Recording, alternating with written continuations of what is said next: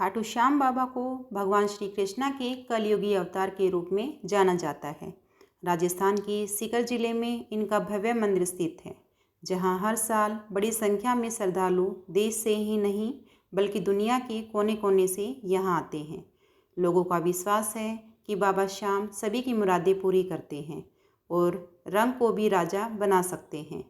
बाबा खाटू श्याम जी का फाल्गुन मेला कब लगता है, क्या है इसका महत्व, बाबा को अरदास कैसे लगाएं ताकि पूर्ण हों सभी मनोकामनाएं, खाटू श्याम बाबा को क्या अर्पित करें और क्या है बाबा के स्वरूप का रहस्य, जानेंगे पूरा विस्तार से। नमस्कार, मैं हूं एस्ट्रोलॉजर ललिता स्वामी और आपका स्वागत है मेरे चैनल एस्ट्रोलॉजी विद ललिता स्वामी में। बाबा खाटू श्याम की कृपा आप सभी श्याम भक्तों पर सदैव बनी रहे। दोस्तों, कलयुग के अवतार बाबा श्याम को हारे का सहारा कहा जाता है। कहा जाता है कि अगर हारा हुआ मनुष्य बाबा श्याम के दरबार में आकर माथा टेकता है तो उसके सारे कष्ट दूर हो जाते हैं। यही कारण है कि बाबा श्याम के दरबार में दिनों दिन भक्तों की संख्या बढ़ती जा रही है। दोस्तों, होली के पर्व के मौके पर यहाँ हर साल मेला भी लगता है और देश विदेश से भक्त खाटू श्याम के दर्शन के लिए यहाँ आते हैं। दोस्तों, यह मेला फाल्गुन माह के शुक्ल पक्ष की अष्टमी से शुरू होकर द्वादशी तक चलता है। मेले का मुख्य दिन एकादशी है, क्योंकि एकादशी को खाटू श्याम बाबा को विराजमान कराया गया था। यहाँ एक कुंड भी है जिसमें श्रद्धालु स्नान करते हैं। भक्त अपनी मुरादों को पूरी करने के लिए खाटू श्याम जी के दरबार में अरदास लगाते हैं। दोस्तों, आइए जानते हैं कि बाबा के चरणों में अरदास किस प्रकार लगाएं ताकि आपकी सभी मनोकामनाएं पूर्ण हों। दोस्तों, इसके लिए घर में पूजा स्थान के समक्ष बैठकर एक नए पेज पर अपनी मनोकामना लाल पेन से लिख दें। अपनी मनोकामना लिखते समय इस बात का ध्यान रखें कि एक बार में एक ही इच्छा लिखनी है। इसके बाद पेज को मोड़कर अपनी श्रद्धानुसार इसके साथ दक्षिणा भी रखें। फिर पेज के साथ साथ दक्षिणा और नारियल के साथ कलावे से बांध दें। अब अपनी अरदास को बाबा खाटू श्याम के मंदिर में अर्पित कर दें। यदि किसी कारणवश आप खाटू श्याम मंदिर नहीं जा पा रहे हैं तो इस स्थिति में अपने घर पर ही बाबा श्याम की मूर्ति या तस्वीर के सामने अपनी अरदास को चढ़ा सकते हैं। इसके बाद सच्चे मन से खाटू श्याम बाबा के सामने अपनी मनोकामना पूरी होने के लिए प्रार्थना करें।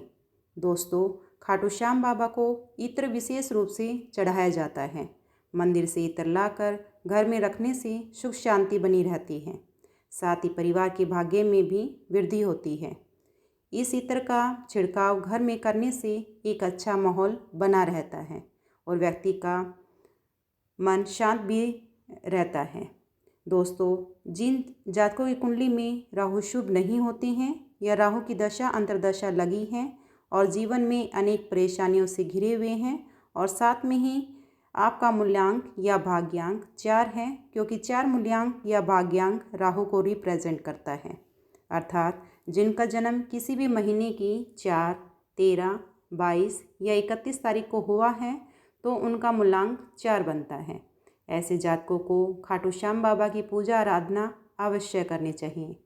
दोस्तों, खाटू श्याम जी के धाम से मोरपंख घर लेकर आना बहुत ही शुभ माना जाता है, क्योंकि मोरपंख बाबा को बेहद पसंद है और इनके श्रृंगार में भी मोरपंख का विशेष रूप से प्रयोग किया जाता है। ऐसे में इसे अपने घर लेकर आने से सभी इच्छाओं की पूर्ति होती है।